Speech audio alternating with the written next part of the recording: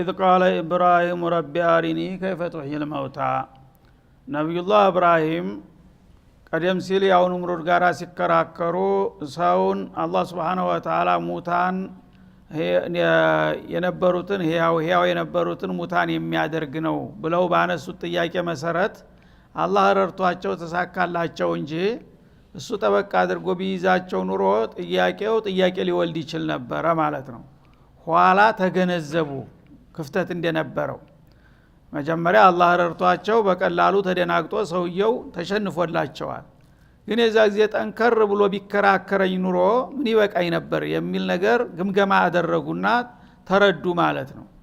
እና የኔ ጌታ ፍጡሮችን ህያው የሚያደርግና እንደገና ደግሞ ህያዎችን ሙታን የሚያደርግ ነው ብለው ያቀረቡት አጀንዳ ሰውየው ለመሆኑ አንተ ይሄንን ሲያረጋ አይተሃል ወይ ያይነ ምስክር ነው ወይ ብሎ ቢጠይቃቸው ምን ይሉ ነበር? ችግር ላይ ነበር የሚወርቁት። አይዋሹም አላየሁም ነው የሚሉት ማለት ነው። ታዲያ አላየሁም እንት ዘላብዳለህ ብሎ ወዳው ቁጭ ሊያረጋቸው ይችል ነበር ማለት ነው። ግን አላህ ይሄን እንዲያረግ አልፈቀደለትም። እሱ ታውሯል ማለት ነው። ፈቦይተ الذي كفر። አሁን ግን ኢብራሂም የአላህ ረሱሎች ጥንቁቅ ናቸው። ይሄ ነገር እንደዚህ በገዛጀ አንጥቼ አንተ አይተሃል ወይ ብሎ ቢጠይቀኝ አላየሁም ነበር ምለው። አላየሁም ታልኩ ደግሞ የህዝብ መሳቂያ ሊሆን ነበር።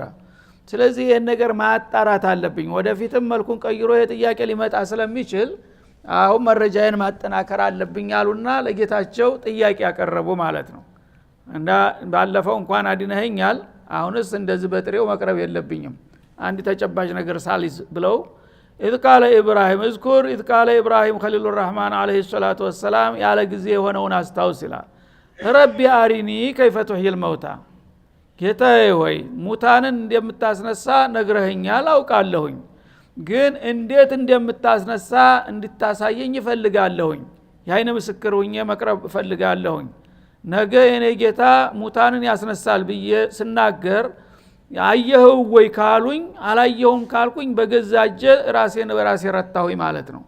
ያ እንዳይሆን አሁን አይቻለሁኝ እኔ ራሴ ለማለት እችል ዘንዳ ሙታንን እንዴት እንደምታስነሳ አሳየኝ ብለው ጠየቁ ማለት ነው። ያኔ ጌታ ደግሞ ምን አለ? ቃለ አወለም ቱእሚን ካላሳየሁ በነገርኩ አታምንም ማለት ነው አላቸው። እንግዲህ እሳቸው ሊያጋጥማቸው የሚችለውን ችግር ተወዲሁ መፍትሄ መፈለግ ነው የያዙት። በሌላ በኩል ግን በባዕስ ላይ ሸክ እንዳለባቸው የሚያስከትል ጥያቄ መጣ ማለት ነው። እና አንተም ትልቁ ነብይ ተሞቱ በኋላ መነሳት ታላዩ በስተቀረ አላምንም ልትፈልግ እንዴ ሊላቸው መጣ ማለት ነው። ቃላ ወለም ቱሚን ያ ኢብራሂም ሙታን መነሳቱን በተደጋጋሚ ነግሬሃለሁኝ። አንተም ታውን ቀደም ስለዚህ ጉዳይ ስትከራከር ነበር። ዛሬ እንደገና ወደ ኋላ ተመልሰህ ይሄን ነገር ማየት አለብኝ የምትለው አታምንም ማለት ነው አላቸው። እያወቀ ማለት ነው ስሜታቸውን እንዲገልጹ ነው ይሄን ጥያቄ የሚያቀርብላቸው። ምክንያቱም ሌላ ከውጭ ሆኖ ለሚያይ ሰው ኢብራሂም ይሄን ነገር ባያሳያቸው ኑሮ ጥርጥር ነበረባቸው የሚል ትርጉም እንዳይወሰድ ነው አውቆ ጥያቄውን አቅርቦ ስሜታቸውን እንዲገልጹ ሲጋብዛቸው ነው ማለት ነው። አታምንም እንደ ሲላቸው ቃለ በላ አሉ። እንደታ አሉ። በላ ኡሚኑ ማለት ነው። ያለምንም ጥርጥር አምናለሁኝ። ጉዳዩ የማመን ያለማመን ጉዳይ አይደለም። ታውቃለህ ለምን እንደጠየቅኩ አሉት ማለት ነው። እና በላ ማለት እንደታ አምናለሁ እንጂ እንዴት አላምንም ኮስተር ብለው ማለት ነው። ታዲያ ለምን አስፈለገ? ወላኪን ሊየጥመኢነ ቀልቤ የበለጠ እንዲረጋጋ ፈማራኢን ከመን ሰሚዓ ያየና የሰማ ሰው እኩል ነው እንደ መረጃው። እና አንተ ነግረኸኛል ረብል ዓለሚን እንደማታሻቃለሁኝ ተቀብያለሁኝ። ግን ጥያቄው የሚመጣው እኮ አይተሃል ወይ ብሎ ነው የሚመጣው። ጥያቄው ተጥላት አይደለም እንዴ? አይተሃል ወይ የሚለው ጌታ ነግሮኛል በሚል መልስ ይመለሳል እንዴ? ነግሮኛልና አይቻለሁ የተለያየ ነው ደረጃቸው ማለት ነው። አይቻለሁ ካለ ያ የሚጠይቀው ሰውዬ መልሱን አገኘ ማለት ነው። እና ጌታ ነግሮኛል ታልክ ግን ጌታ የምትለው የት አለ? አንተ ራስህ የት እንዳለ አታውቅም። ምን ይመስላል እያልኩት ጌታን ስጠይቅህ አላገኘሁትም ብለሃል። ታዲያ የት ነው የነገረህ? ችግር ላይ ችግር እየጨመረ ነው የሚሄደው ማለት ነው። ስለዚህ በላ እኔ ይሄንን ነገር በመቶ አምንበታለሁኝ። ማመኔ አያጠራጥርም በእርግጠኝነት ነው። ግን ላኪን ሊየጥመኢነ ቀልቢ ይሄንን ጥያቄ ያነሳሁት በአይን ብሌኒ ሳየው ቀልቤ እንዲረጋገጥ ነው ከአይን በላይ ምስክር የለምና እኔ ራሴ አይቼዋለሁ ብዬ ፈርጠም ብዬ ለመናገር እንዲያስችለኝ ነው አሉ ማለት ነው። ያኔ ያው ጉዳዩ አግባብ ያለው መሆኑ ስላወቀ አላህ ተቀበላቸው ጥያቄውን ማለት ነው። ቃለ ፈኹዝ አርባአተ ሚነ ጦይር አለ በል እንግዳውስ ያው የተግባር መልስ ነውና የፈለግከው 4 በራሪዎችን ትይዛለህ አሁን አላቸው።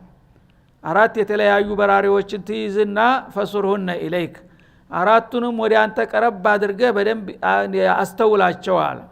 ቀርብሁነ ኢለይክ ማለት ነው።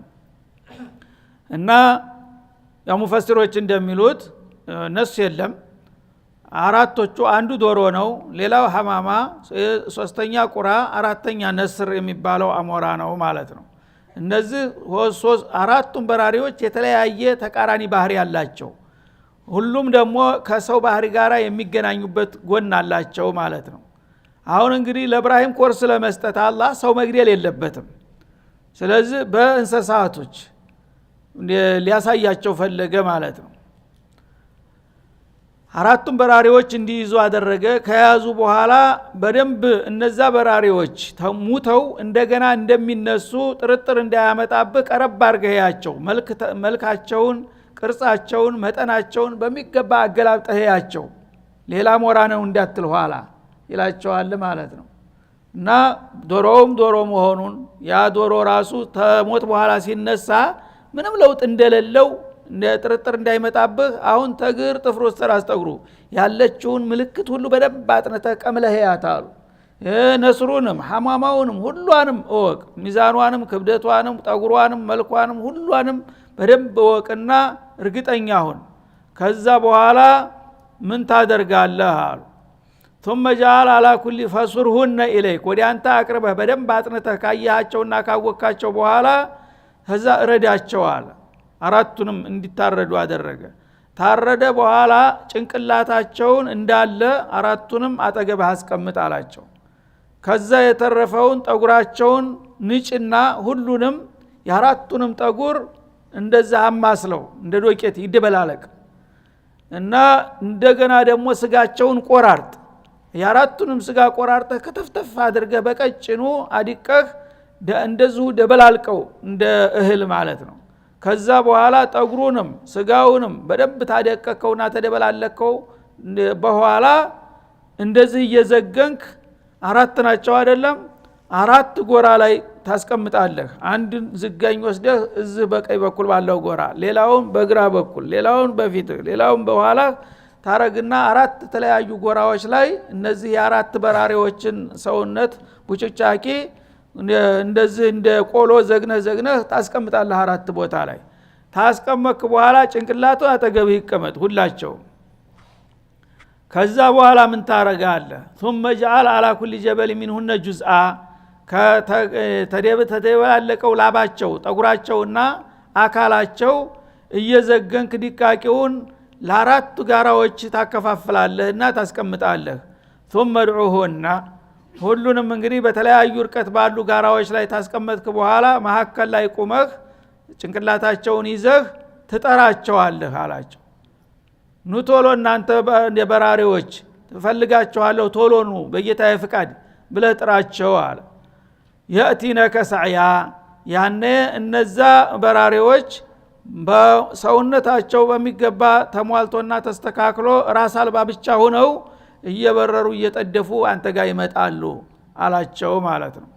በዛ መልክ መሐከል ቁመው ሲጠሯቸው በጌታዬ ፍቃድ ኑ ቶሎ ሲል እንግዲህ የሁላቸውም አካል ተደበላልቋል፣ ላባቸውም እንደዛው ተመሰቃቅሏል። በሚጠሯቸው ጊዜ እያንዳንዱ አካል ራሷን ወገኗን በመፈለግ በአየር ላይ እንደዚህ ትዋነብ ነበረ ማለት ነው። ያንዱ ግርዝህ ነው፣ ያንዱ ልባዝህ ነው፣ እንደዚህ እየተዋነበ ሁሉም ራሱ ሰውነቱ እየተገነባ እየተሟላ መጣና በመጨረሻ ራስ ብቻ የላቸውም፣ ሌላው አካላቸው ሙሉ ሆኖ በአየር ላይ እያዩ ፊታቸው መጡ። ሲመጡላቸው ጭንቅላቱን እንዲህ ብድግ ሲያረጉለት ሄዶ እንደ ማግኔት ገጭ ብሎ ይገጠማል ማለት ነው። ሙሉ ኖርማል ሆነው እንደነበረ ጤናማ ሆነው 4ቱም ቁጭ አሉ አጠገባቸው ማለት ነው። በዚህ መልክ ለወዳጁ ኮርስ ሰጠ። ስለዚህ ከዚህ በኋላ ሙታንን የኔ ጌታ ያስነሳል ብለህ ስትናገር ተረትክን ነፍተህ ይሄው እንደዚህ ማረጉን አይቻለሁ ተናንተና ግን ነግሮኛል ነበር አሁን ግን አይቻለሁ የሚለው ደረጃ ላይ እንዲደርሱ አደረጋቸው ማለት ነው ወአለም ان الله عزيز حكيم እና ከዚህ ተነስተህ ያንተ ጌታ አላህ የፈለገውን ነገር ላደርግ ከፈለገ አሸናፊ ነው እሱን የሚያቅት የሚያዳግት ነገር እንደሌለ በዚህ ኮርስ ተረድተሃል አይደለም አላቸው ሐኪም ጥበበኛ ነው ደግሞ ማንኛውንም ነገር በፈለገው መልክ ለመገጣጠም ለመመለስና ለማደስ ምንም ችግር የሌለበት መሆኑን በዚህ መልክ እናስረዳሃለን ብለን መልሱን በሰጠነው ጊዜ የሆነውን አውሳ ይላል ማለት ነው ይሄም ሌላ ታሪክ ነው ማለት ነው 4 በራሪዎች ታርደው ጭንቅላታቸው ተቀምጦ ሌላው አካላቸው ተጨቅጭቆና ተቦጫጭቆ ተደበላልቆ የነበረው 4 ጋራ ላይ ተበታትኖ ያ እንደገና ተፈላልጎና ተደማምሮት ወደ ነበረበት መመለስ ይሄ ነው እንግዲህ ሙታን መነሳት የሚባለው በአይን ምስክርነት ብሎ ለወዳጁ መልሱን ሰጠ ማለት ነው ይሄም ሌላ ማረጋገጫ ነው የታሪክ ማስረጃ ማለት ነው ይሄንንም እንግዲህ የሰው ልጆች ያ በጊዜው ያሉ ያው ተራሳቸው አንደበት ሰምተዋል ተነግሯቸዋል በጊዜው የሌሉ ግን ታሪክ ሆኗል ማለት ነው ያው አሁንም አላህ ታሪኩን አደሰው መለሰው ይሄንን እንግዲህ ሲነግሯቸው አሁንም ሙታን መነሳቱን ማን አረጋገጠ ማን ሄዱ አየ የሚሉ ጅሎች አሁንም አልጠፉም ማለት ነው مثل الذين ينفقون اموالهم في سبيل الله ይላል ካሁን ቀደም ስለ ነፈቃት አላህ Subhanahu Wa Ta'ala من ذا الذي يقرض الله قرضا حسنا فيضاعفه له اضعافا كثيرة የሚል አያት አሳልፈን ነበር ነፈቃት في سبيل الله ሁሉ ጊዜ ጠቃሚ ነው ስለዚህ ትንሽ ሰጣችሁ ብዙ ማምረት ትችሉ ዘንዳ እና ታስር እስከ 70 እስከ 700 والله يضاعف لمن يشاء ከዛም በላይ ስፍር ቁጥር ወደሌለው ጥፍ ድርብ ምንዳ ልትሸጋገሩ ትችላላችሁ ብሎ ነበር ማለት ነው ያንን ነገር አላህ Subhanahu Wa Ta'ala አሁን በምሳሌ ሊገልጥ ነው ማለት ነው ነፈቃ ያደረገ ሰው አضعف مضاعف ድርብርብ የሆነ ወረታ ይከፈለዋል ለሚለው በምሳሌ መልክ ይገልጸዋል እዚህ ላይ مثل الذين ينفقون اموالهم في سبيل الله እነዚያ ገንዘቦቻቸውን በአላህ መንገድ ላይ ፊጧአቲላህ ጌታቸውን በመገዛትና በመታዘዝ ላይ የዘባቸውን የሚቸሩና የሚለግሱ የሆኑ ሰዎች የዚህ የወጫቸው ምሳሌ ከመተል ሐባ አለ አንዲ ቅንጣት እንደዘራ ሰው ነው የሚቆጠርለት ይላል አንዲት ሪያል ሰጣህ አይደለም አንድ ቦቀሎ ወይም አንድ ተምር ችግኝ እንደተከልክ እንውሰደው ይላል እና ይቻሃባ ምን ይሆናል ውጤቷ አንበተት 7 ሰናቢለ 7 ዘለለቶችን ታበቅላለች ይላል እንግዲህ አንዳንድ አትክልቶች አንድ ፍሬ ተተክላለህ ያቻ አንድ ፍሬ ተበቀለች በኋላ ተጎኗ ታፈላለች እንደገና ቅርንጫፍ በጎን አንድ ይወጣል ደሞ ቆየት ብሎ ከጎን አንድ ይወጣል ዙሪያውን ችቦ ይሆናል እንደዚህ ገብስ አይታችሁ ከሆነ አንድ ገብስ ይበቅላል መጀመሪያ ኋላ ግን ችቦ ይሆናል እንደዚህ ማለት ነው በአንዷ ፍሬ 7 ዘለለት ይሆናል ማለት ነው ግንዱ አንድ ነው በዛ መልክ እንደ 7 ዘለለት ያዲግና እንደገና መታጅ ያወጣል ማለት ነው ራስ ሲያወጣ ያ ቁርቡ ደግሞ በእያንዳንዱ ቁርብ ላይ በመቶ የሚቆጠሩ ፍሬዎች ይሰፍሩበታል ማለት ነው 7 ሰናቢለ ግንዱ መጀመሪያ ችቦ ሆኖ 7 ዘለለት አለው في كل سنبلة በ7ቱ ዘለለት ሁሉ 100 ሐባ 100 ፍሬ ያዝላል ማለት ነው እና በጣም ለም ሆነና ዳበረ ቦታ ላይ በሚበቅል ጊዜ ገብሱ ልክ እንደዚህ ይፈረከሳል ማለት ነው ዙሪያውን ችቦ ይሆንና ያድጋል አንድ ጭብጥ ይሆናል እንደዚህ ልታጭደው በመትይዝ ጊዜ አንድ ጊዜ እንዳውም በአንድ ጭብጥ የማይሞላ ጊዜ ይሆናል ማለት ነው ያ ሁሉ አድጎ እንደገና ጭንቅላት መታጅ ሲያወጣ በመታጁ ላይ ያለውን ፍሬ ሐባውን ብትቆጥረው አንዱ ጭንቅላት ላይ ብቻ 100 ፍሬ ታገኛለህ ማለት ነው ሱብሃንአላህ ታንዲት ፍሬ መጀመሪያ በ7 ተበዛ 7 እንደገና ወደ 100 ሲባዛ ምን ሆነ 700 ሆነ ማለት ነው መነሻው አንዲት ነበረች አንዲት ፍሬ ሰጠህ 700 ፍሬ ታመርታለህ ማለት ነው እና በዚህ መልክ ነው አላህ Subhanahu Wa Ta'ala ለወዳጆቹ ወረታውን የሚከፍለው ስለዚህ ፊሰቢልላህ ምግብም ይሁን ጥሬ ገንዘብም ይሁን አልባሳትም ይሁን መሳሪያም ይሁን አላህ ለሚወደው ቅዱስ ዓላማ ያበረከተ ሰው የዛ አይነት ውጤት ነው የሚያገኘው ይላል ማለት ነው ወላሁ ዩضاعف لمن يشاء አላህ Subhanahu Wa Ta'ala ለሻለት ሰው ከዛም በላይ ደራርቦ ሊጨምርለት ይችላል። ይሄ ለምሳሌ እንጂ 700 ጣራው ገደቡም አይደለም ማለት ነው። 700ም አልፎ ተዛም በላይ የፈለገውን ያህል ሊጨምርለት ይችላል። والله واسع عليم አላህ Subhanahu Wa Ta'ala واسع الفضل ትሩፋቱ በጣም ሰፊ ነው። ጌታ አንድ ሊሰጥህ ከፈለገ ምንም የርዙቁ من يشاء بغير حساب እንደሚለው ያለ ስሌት ያለ ሂሳብ ዝም ብሎ ሊሰጥህም ይችላል ማለት ነው ሊገነብርብህ።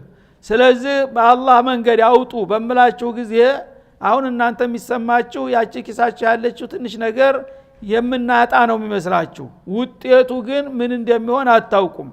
ስለዚህ ውጤቱን ላሳውቃችሁ ድፍረት እንዲሰማችሁ ማለቱ ነው። አንድ ሀባ ሰጥቶ ማን ነው ሰው እስቲ አንዲት ብር ሰጥቶ 700 ብር ከፍለዋለሁ ቢባል ይሄን አይነት ቸል ብሎ ሊያልፍ የሚችል ሰው አለ? ማንም የለም ማለት ነው። ይሄ ከሆነ ደግሞ አላህ Subhanahu Wa Ta'ala የሚጋብዛችሁ ለራሳችሁ ጥቅም ነው። አንድ ሀባ ትሰጣለህ፣ መጀመሪያ በሰባት ያባዘዋል።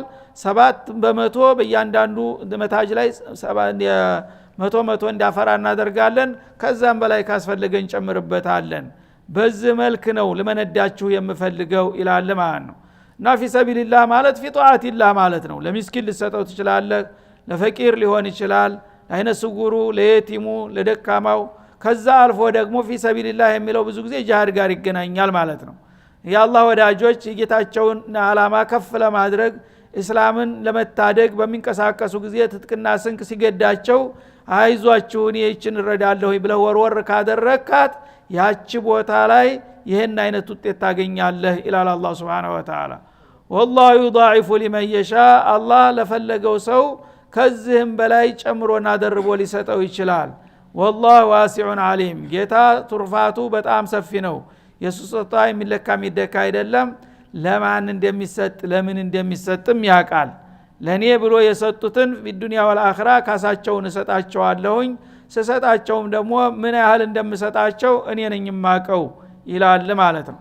ስለዚህ ይሄንን እንግዲህ አውቆ ማንኛውም ሙእሚን የሆነ ሰው في كل زمان ومكان አላህ በሚወደው መሽሩዕ ላይ መሳተፍ ያለበት መሆኑን ተሽጂዕ ለማድረግ ለማበረታታት ነው ይሄንን አያት በዚህ መልክ የቀረጸው ማለት ነው። እንደገና ፊ ሰቢልላህ አንድ ሰው ወጭ በሚያደርግበት ጊዜ ወጭ በሚያደርግ ጊዜ የተለያዩ ምቾች አሉ፣ ተውሳኮች ይፈጠራሉ። ያ የሰጠው ነገር ፍሬያማ እንዳይሆንና ጥፍ ድርብ እንዳይኖርህ የሚያደናቅፉና ሊያፈሽሉ የሚችሉ ነገሮች ስላሉ እነዛንም እንድታውቅና እንድትጠነቀቅ ለማድረግ الذين ينفقون اموالهم ማለት እነዚያ ገንዘባቸውን የሚለግሱ የሆኑ ሰዎች እኔ ባዘዝኳቸው መስክ ገንዘባቸውን ወጭ የሚያደርጉት ይላል ፊ ሰቢልላህ በአላህ መንገድ ثم لا يتبعون ما انفقوا ያን ያወጡትን ገንዘብ ታዲያ የማያስከትሉ የሆኑት መና መመጻደቅን ይላል።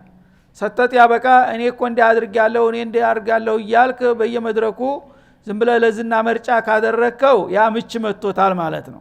ለኔ ብለህ ከሆነ እንደዚህ ማድረግ የለብህም። እኔና አንተ እንተዋወቃለን፣ ለኔ ብለህ ነው የሰጠኸው፣ እኔ في الدنيا والآخرة ወረታን እሰጣለሁ።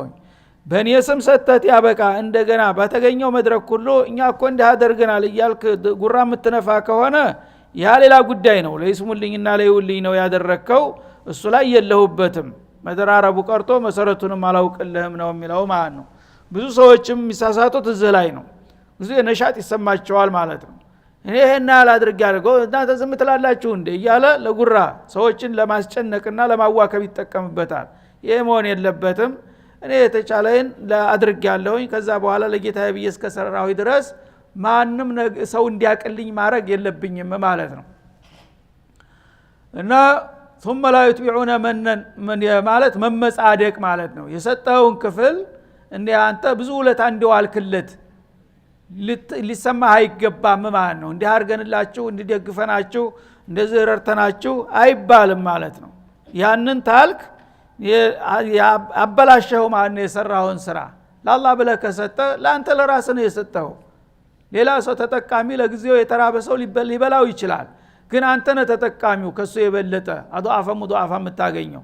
ያን ነገር እንደገና ሰዎችን እንዲያርገላችሁ እንዲሰርቸላችሁ ታልክ እነዛን ሰው ማሸማቀቅ ያስከትላል ማለት ነው። መስዋዕተኛ ተረጅ ታረጋቸውና አንተ አለቃነት ትጭንባቸዋለህ እዛ ጊዜ ሞራላቸው ይነካል በዛ ምክንያት ሊጠፋብህ ይችላል አጅር ያን አላደረክ ከሆነ ነው ይሄን ስጦታ መስጠህ ይላል አላህ Subhanahu Wa Ta'ala ወላ አዛም ደግሞ አላደረገ ከሆነ ነው ማለት ነው የመጀመሪያው በቀጥታ የሰጠውን ነገር እያንጸባረቀ ራሱን እያወደሰ ያው ጉራ የሚገዛበት ከሆነ ማለት ነው አዛ ማለት ደግሞ በእጃዙር ማለት ነው ሰጠውኝ እንዲያደረኩኝ አላልከም ግን ያ የሰጠውን ክፍል ትጎነትለዋለህ ማለት ነው አንተ እንግዲህ በጎረቤት አንድ ምስኪን ካለ የተወሰነ ነገር ትሰጠዋለህ በሚቸግረው ጊዜ ግን በሆነ ባልሆነው አንድ ስራ በሚፈልግ ጊዜ ገለን ጥሩ ትላለህ እዲያ ታስከፍለዋለህ ማለት ነው እንደዚህ ነገር ቸግሮን ነበር እንዲህ ቦታ ተሄድልናለህ ይላል ይሰውለት አለብህ እንቢ ማለት ትችላለህ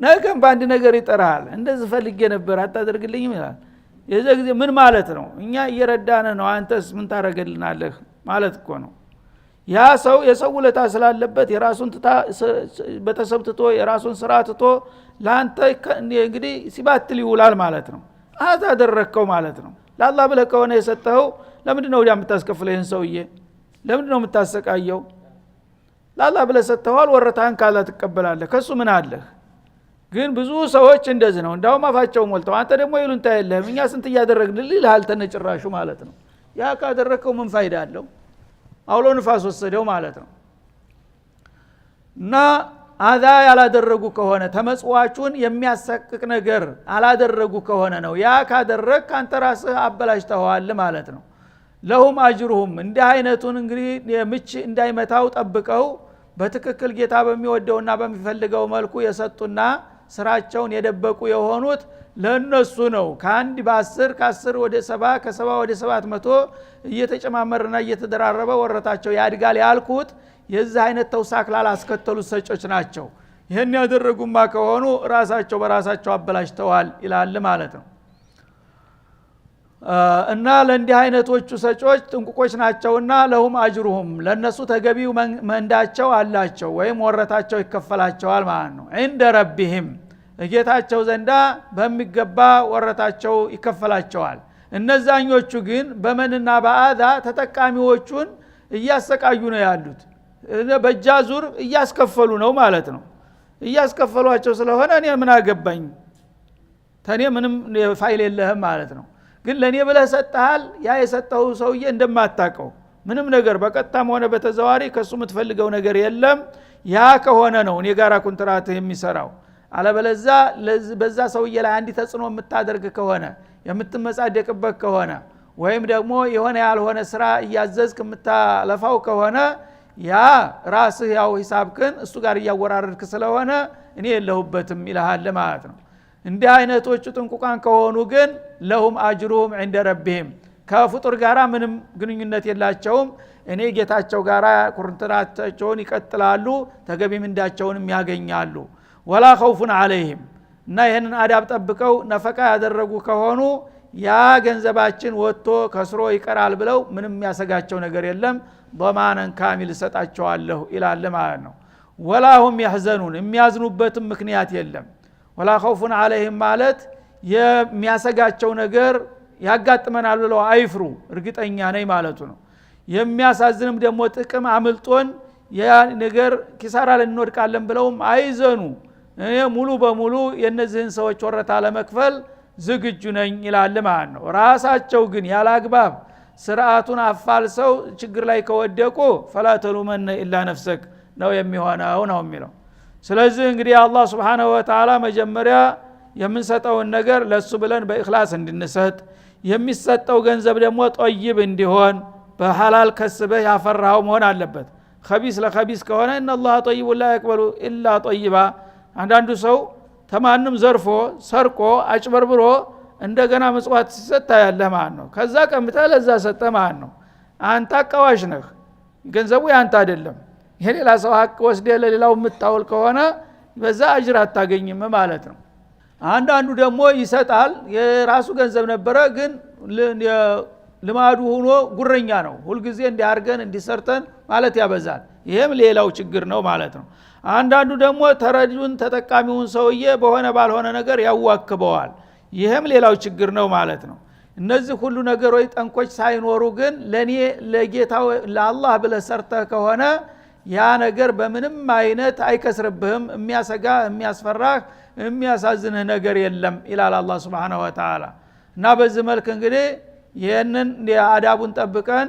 ያወጣናት ነገር ትንሽ እንኳን ብትሆን በአላህ ዘንድ ትልቅ ትሆናለች እያደገች ትሆናለች አንድ የፈረስ ግልገል ይመስላል ብለው ነብዩ እንደገለጹት በምሳሌ ማለት ነው ኢነላህ ላ ዩረቢ ሰደቀተ አሐዲኩም ከማ ዩረቢ አሐዱኩም ፉሉወሁ አሉ አላህ አንዲት ትንሽ ነገር አንዲት ብር አንዲት ወይምቃ ወይም አንዲት ልብስ ለተቸገረ ያበረከትክ እንደሆነ በእኽላስ ለአላህ ብለህ ካደረካት ያችን ነገር ራሷ እንዳለች አይደለም የሚያስቀምጥልህ ፉሉው እንደምታንከበክቡና እንደምታሳድግ ፉሉው ማለት የፈረስ ግልገል ማለት ነው የፈረስ ግልገል በጣም ውድ ነው ፈረሶች ብዙ አይወልዱም በሚወልዱ ጊዜ የጨቅላቸው ይፈለጋል በጥሩ ዋጋ ለመሸጥ ሰውየውን ክብካቤ ያደርጋል ጧት ማታ ቀለቡን ምኑ የሚያስፈልገውን ነገር ሁሉ ሲያረግለት ተድሜው ቀድሞ ቶሎ ፋጥሮ ያድጋል ማለት ነው ሲንክብካቤ ስለሚደረግለት አሁንም አንድ ሙስሊም የሆነ ሰው ትክክለኛ ምጽዋት በሚያደርግበት ጊዜ ያችን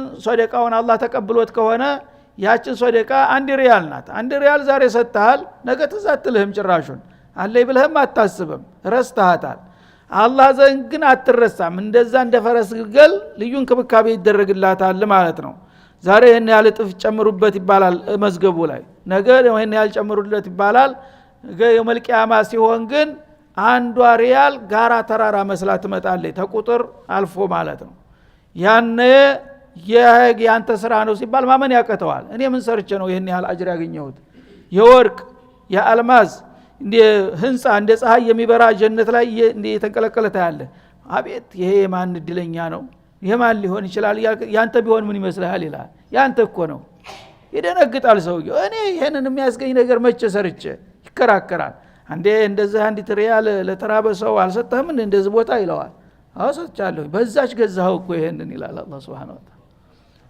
እና ይሄን እንግዲህ ለማግኘት አንድ ሰው መጀመሪያ መስጠት መድፈር አለበት ልማድ ማድረግ አለበት ትንሽ ነገርም ብትሆን ብታንስም ግድም ማነስ አይጎዳንም ግን ያንን ምን ሰራው ነገር ደግሞ የሚያቧሽ ነገር የሚያከስም ነገር እንዳይመጣ መጠንቀቅ ይኖራል ይህ ከሆነ ምንም አትፍሩ ምንም አትዘኑ በእኔ በኩል የሚጎልባችሁ ነገር የለም እያለ ضمان እየሰጠ ነው አላህ ወሰለላሁ ዐለ ነብዩ ወኢላሊካ